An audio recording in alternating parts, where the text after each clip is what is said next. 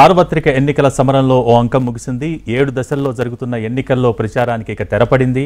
2.5 నెలలుగా నెలకొన్న రాజకీయ సందడి ఇక మూగబోయింది. మైకులు మూతపడ్డాయి, నేతలు తమ నోటికి తాళం వేశారు. ఇప్పటికే 6 దశల్లో ప్రజలిచ్చిన తీర్పు ఈవీఎంలలో నిక్షిప్తం కాగా చివరి దశ ఎన్నికల పోలింగ్ ఎల్లుండి జరగబోతోంది. అలాగే 57 లోక్సభ నియోజకవర్గాలకు జరుగుతున్న ఎన్నికల్లో ప్రధాని నరేంద్ర మోడీతో సహా 598 మంది అదృష్టాన్ని పరీక్షించుకోబోతున్నారు. ఇక ఎన్నికల ప్రచారం సమయం ముగియగానే ప్రధాని మోడీ కన్యాకుమారి వెళ్లారు. అక్కడ వివేకానంద రాక్ మెమోరియల్లో 45 గంటల పాటు ధ్యానం కూడా చేయనున్నారు.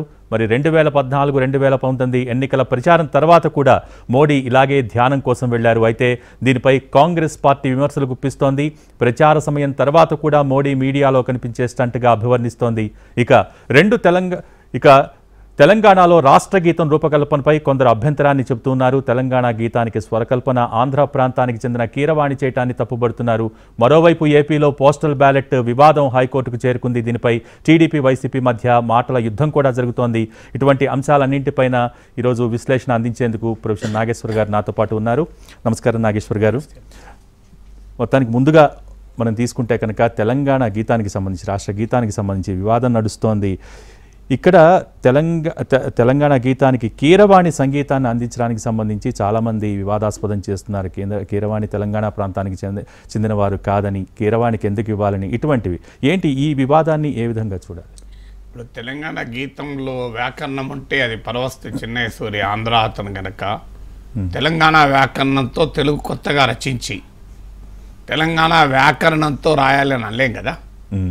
అందువల్ల తెలుగు భాష తెలంగాణ అయినా ఆంధ్ర ఒకటే. భాష సాహిత్యానికి మూలము. రాసిన వ్యక్తి తెలంగాణ కవి. సంగీతం స్వరకల్పన పైన ఇంత వివాదం ఎందుకు? సో తెలంగాణలో రోడ్లు ప్రాజెక్టులు కట్టడానికి ఆంధ్ర కాంట్రాక్టర్లు ఉండొచ్చు. తెలంగాణలో ఆంధ్ర ప్రాంత ప్రజలు లేరా? సో వారిని మేము మా పోరాటం మళ్ళా దోపిడీ చేసే వారితో తప్ప కడుపుకో పట్టుకొని వచ్చిన వారితో కాదు అని చెప్పలేదా? ప్రపంచ తెలుగు మహాసభల సందర్భంగా కేసీఆర్ సన్మానం చేసిన నటులు లెక్క తీయండి. వాళ్ళందరికీ కూడా తెలంగాణ ప్రాంత నేపథ్యం ఉందా, ఆంధ్ర ప్రాంత నేపథ్యం ఉందా? చిరంజీవి, మోహన్ బాబు, బాలకృష్ణ కూడా అనుకుంటాను. సో అందరిని మరి తెలంగాణ నటీనట్లు ఎక్కడ పోయారు? తెలంగాణ వచ్చాక తెలంగాణ నటీనట్లు ఎంతమంది డెవలప్ అయ్యారు? మీరు తెలంగాణ అప్పుడు తెలంగాణ ఉద్యమ సమయంలో ఆంధ్ర వాళ్ళ సినిమాలు కూడా ఆర్డర్ ఇవ్వమని అన్నారా లేదా?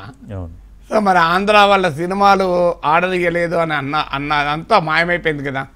సో మళ్ళీ ఆంధ్ర ప్రాంత నేపథ్యం నటులతో కేసీఆర్ సంబంధాలు బ్రహ్మాండంగా కొనసాగాయి కదా. తెలంగాణ రాష్ట్ర ప్రభుత్వం తెలుగు సభలు పెడితే వాళ్లకు సన్మానం చేసి సత్కరించి అన్ని రకాలు చేశారు కదా. సో అందువల్ల ఈ ఎన్నికల కొరకు, రాజకీయాల కొరకు ఈ వివాదాలు తేవడం వల్ల అర్థం లేదు. సో సంగీతం బాగుందా లేదా అని చూడాలి తప్ప సంగీతానికి, సాహిత్యానికి, చిత్రలేఖనానికి, శిల్పకళకు, ఇలాంటి కళలకు కూడా మనం ప్రాంతాలను అద్దలేము. సో అందువల్ల ఆ మాటకొస్తే బంగ్లాదేశ్ జాతీయ గీతాన్ని భారతీయుడు కదా రాసింది. మనం దాన్ని గర్వపడుతున్నాం కదా. భారత సంతతికి చెందిన వ్యక్తి బ్రిటన్లో ప్రైమ్ మినిస్టర్ అయితే గర్వపడుతున్నాం కదా. భారత సంతతికి చెందిన వ్యక్తి అమెరికా ఉపాధ్యక్షులు అయితే గర్వపడుతున్నాం కదా. ఇప్పుడు భారత సంతతికి చెందిన వారు ఎన్ని లక్షల మంది అమెరికాలో ఉంటే మనం ఆనందపడుతున్నాం కదా. సో అందువల్ల ప్రాంతీయ అస్తిత్వం అనేది వివక్షకు వ్యతిరేకంగా ఉండాలి. అభివృద్ధి హక్కులకు సంబంధించిందే ఉండాలి. ప్రతిదాన్ని భావోద్వేగపరమైన అంశంగా మార్చడం అనేది ఉపయోగం లేదు. మీకు ఇది మిలియన్ మార్చ్ సందర్భంగా ట్యాంక్ బండ్ పైన విగ్రహాల పైన కూడా ఇలాగే విరుచుకుపడ్డారు. నేను అప్పుడు ఇక్కడే కూర్చొని ఇది సరైనది కాదు అని విమర్శించాను. కానీ తెలంగాణ వచ్చాక ఎంతమంది తెలంగాణ వైతాళికుల విగ్రహాలు ట్యాంక్ బండ్ మీద 10 ఏళ్లలో పెట్టారు చెప్పమని కేసీఆర్? తెలంగాణ వైతాళికుల విగ్రహాలు ఎన్ని పెట్టారు మీరు ట్యాంక్ బండ్లో? అంతకుముందున్న విగ్రహాలని మీరు గురజాడ, శ్రీశ్రీ, జాషువాలకు కూడా ప్రాంతాలు లెక్క పెట్టారు కదా.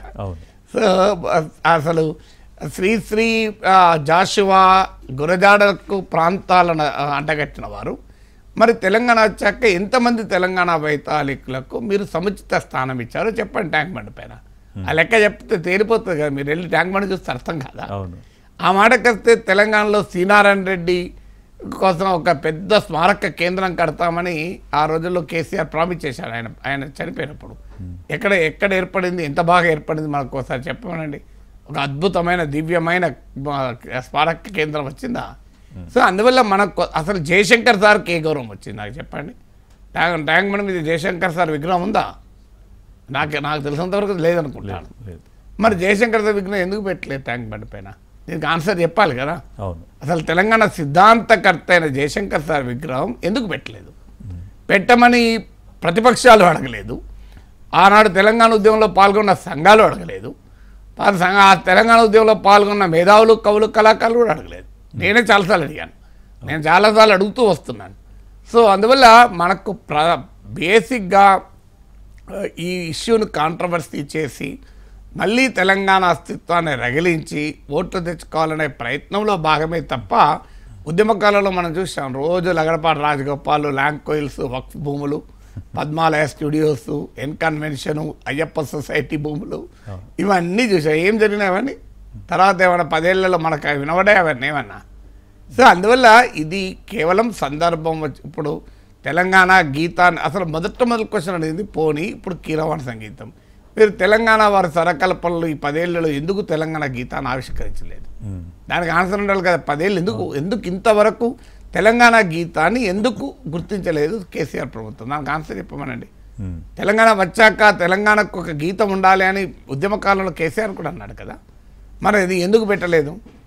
దానికి ఇప్పుడు రసమయ బాలకృష్ణ ఎక్కడో ఆన్సర్ ఇచ్చినట్టు చూశాను.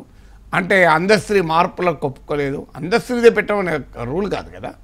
ఓకే, అందశ్రీ మార్పులకు ఒప్పుకోలేదు. ఇంకోటి రాయించండి. నేను తెలంగాణలో కవులు లేరా? మరి ఒక రాయించి మీరు ఎందుకు దాన్ని తెలంగాణ గీతంగా ప్రకటించలేదు? బ్రహ్మాండంగా తెలంగాణ సంగీత విద్వాంసంతోనే స్వరకల్పన చేసి మీరు పెట్టవచ్చు కదా. మరి దానికి ఎందుకు పెట్టలేదు అన్న దానికి ఆన్సర్ ఉండాలి కదా. అంటే నాగేశ్వర గారు ఇక్కడ ఒక చిన్న పాయింట్ కూడా మీ దృష్టికి తీసుకొస్తున్నాను. ఏంటంటే ఈ రోజున కీరవాణికి ఇవ్వటంలో అంటే విమర్శలు వచ్చినా కూడా మాకు అభ్యంతరం ఏం లేదు, కానీ ఇప్పటికైనా తెలంగాణ సాధించుకున్న తర్వాత, ఆత్మగౌరవ నినాదంతో తెలంగాణ సాధించుకున్న తర్వాత తెలంగాణ కళాకారులను ఎందుకు ప్రోత్సహించరు? ఇలాంటి చారిత్రాత్మకమైనటువంటి సందర్భాలలో వాళ్ళని ప్రోత్సహించవచ్చు కదా వాళ్ళని కూడా అనేది ఒక పాయింట్ రైజ్ చేస్తున్నారు. ఇప్పుడు అసలు అది దానికి మీరు ఎందుకు చేయలేదు 10 ఏళ్ళు అంటున్నా నేను. ఓకే, మీరు ఇప్పుడు ఈ ప్రశ్న అడుగుతున్న వాళ్ళు 10 ఏళ్ళుగా ఎందుకు చేయలేదు? దానికి ఆన్సర్ చెప్పాలి కదా. అంటే ఇప్పుడు ఈ ప్రభుత్వం చేస్తోంది. సో ఏదైనా కారణంతో తెలంగాణ వారితోనే సరకల్పన చేస్తే బాగుండేది, అభ్యంతరమే లేదు, చేయకూడదని అంటలేను. కానీ కారణాలు ఏదో, నిర్ణయాలు ఏదో, మరి అందశ్రీ ముఖ్యమంత్రి చెప్పింది అయితే ఆయన డిసైడ్ చేసుకున్నాడు. ఎందుకంటే సాహిత్యం అనేది కనుక తన సాహిత్యానికి తగిన విధమైన సంగీతాన్ని ఆయన ఎంచుకున్నాడు.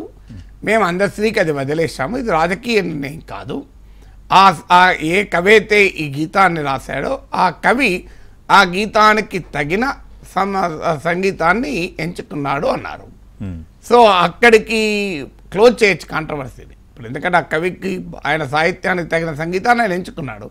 సో దానికి రాజకీయపరమైన అంశంగా ఉండాల్సిన అవసరం లేదు కదా. అట్లంటే ఇప్పుడు నాటుకు ఆస్కార్ అవార్డు వస్తుంది. మరి రాసిన కవి ఏ ప్రాంతము, సంగీతం సమకూర్చిన కవి ఏ ప్రాంతము, మన అందరము సంతోషపడ్డాం కదా. నాటు రాసినటువంటి అతను తెలంగాణ బిడ్డ కదా. మరి సరకల్పన చేసింది ఎవరు? సో మరి అందువల్ల ఎవరి దర్శకత్వంలో ఆ సినిమా, మరి దానికి ఆస్కార్ వస్తే ప్రతి తెలుగువాడు సంతోషపడ్డాం కదా. రాజమౌళికి ఆ సినిమాకు ప్రపంచ నిరాజనాలు అర్పిస్తుంటే మా తెలంగాణ వాడు కాదని ఏ తెలంగాణ ప్రజలను అనుకున్నారా? సో దానికి నాటు వచ్చినప్పుడు అది చంద్రబోస్ అనే వరంగల్ బిడ్డ రాసాడు, మా ఆంధ్ర కాదని ఆంధ్రాలు అనుకున్నారా? సో అనుకున్నారా చెప్పండి. నాటుకు అసలు ప్రపంచమే పులకరించింది కదా. సో ఇప్పటికీ వరల్డ్ వైడ్గా నాటుకు డాన్సులు చేశారు కదా.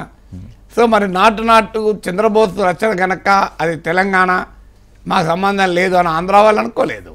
దానికి సంగీతం స్వరకల్పన చేసిన వ్యక్తి ఏ ప్రాంతం అని ఎవరు చూడలేదు కదా. అందువల్ల మనము ప్రతిదాన్ని వివాదం చేయాల్సిన అవసరం లేదు. సో ప్రతిదాన్ని వివాదం చేసుకుంటూ పోతే ఎక్కడికి పో, అల్టిమేట్గా ఆ గీతం తెలంగాణ ప్రజలకి స్ఫూర్తి నింపేదిలా ఉందా లేదా, ఆ సాహిత్యం తెలంగాణ ప్రశస్త్యాన్ని వేణోళ్ళకి కీర్తించేలా ఉందా లేదా, ఆ సాహిత్యానికి తగిన విధంగా సంగీతం ఉందా లేదా అనేది గనక ఉండగలిగితే సరిపోతుంది కదా. ప్రతిదాన్ని వివాదం రేపు మన వివాదాలు చేసుకుంటూ పోతే తెలంగాణ స్ఫూర్తి పేరిట ఒకవైపు తెలంగాణ రాష్ట్ర సమితి, భారత రాష్ట్ర సమితి పెట్టి ఆంధ్రప్రదేశ్లో శాఖనే ప్రారంభించిన వారు, ఆంధ్రప్రదేశ్లో శాఖను ప్రారంభించిన ఆంధ్రప్రదేశ్లో పోటీ చేస్తామన్నవారు మరి ఇవాళ దీన్ని వివాదం చేస్తే ఇప్పుడు వివాదం చేసేది ప్రధానంగా బీఆర్ఎస్ఏ కదా. సో మరి బీఆర్ఎస్ ఎందుకైంది? టీఆర్ఎస్ తెలంగాణ అస్తిత్వాన్ని వదులుకొని భారత రాష్ట్ర సమితి అయిపోయి ఆంధ్రప్రదేశ్లో కూడా పార్టీ పెట్టి దానికి విభాగంలో పెట్టారు కదా. సో అంటే కేవలం ఇప్పుడు రాజకీయంగా వచ్చిన పరిణామాల నేపథ్యంలో తెలంగాణ అస్తిత్వమే తమకు మళ్ళీ ప్రాణం పోస్తుందని భావిస్తున్నారు కనుక దీన్ని ఆ రాజకీయ కోణం నుంచే చూస్తున్నారు తప్ప ఇలా నిజంగా తెలంగాణ హక్కుల కోణం ఉందని నేను అనుకో. అంటే నాగేశ్వర గారు ప్రజల దృక్కోణంలో చూస్తే ఇటువంటి పాయింట్స్ ఇంకా సెంటిమెంట్ అంటే ఇంకా ప్రభావితం చూపించే అవకాశాలు ఉంటాయి సార్ ఈ 10 సంవత్సరాలు దాటిన తర్వాత కూడా? 10 సంవత్సరాల 100 సంవత్సరాలు అని కాదు, అది వివక్ష గురైతే డెఫినెట్గా ఆ బాధ ఉంటుంది. కానీ ప్రజలు ఏది రాజకీయంగా డిమాండు, ఏది అస్తిత్వంతో కూడిన డిమాండ్ అనే విచక్షణ చూపుతారని నేను అనుకుంటాను. అందువల్ల ఫండమెంటల్ పాయింట్ తెలంగాణకు న్యాయం జరిగే విషయంలో ఆలోచించాలి తప్ప ప్రతి ఆ స్వరకల్పనకు కూడా ఇంత వివాదం చేసి ఇంత పెద్ద ఇష్యూ చేయాల్సిన అవసరం లేదు కదా. తెలంగాణ కోసం కొట్లాడేది చాలా ఉన్నాయి. కృష్ణానదిలో నీళ్ళ కొరకు కొట్లాడాలి, మీకు కేంద్ర ప్రభుత్వం విభజన చట్టంలో చేసిన హామీల అమలు గురించి కొట్లాడాలి, సింగరేణి పరిరక్షణ గురించి కొట్లాడాలి, మీకు తెలంగాణకు ఒక జాతీయ హోదా గురించి కొట్లాడాలి, తెలంగాణకు ఐటీఐఆర్ ప్రాజెక్ట్ గురించి కొట్లాడాలి, తెలంగాణకు ఒక ఐఏఎం గురించి కొట్లాడాలి, తెలంగాణకు మెడికల్ కాలేజీల కొరకు కొట్లాడాలి, నవోదయ స్కూళ్ళ కొరకు కొట్లాడాలి, IIIT కొరకు కొట్లాడాలి. తెలంగాణకు కొట్లాడాల్సిన అంశాలు చాలా ఉన్నాయి. సో మనము ఈ చిన్న చిన్న విషయాలపైన తెలంగాణ సమాజం చీలిపోవడం వల్ల వచ్చే ప్రయోజనం ఏముంటుంది? మంచి పాయింట్ చెప్పారు.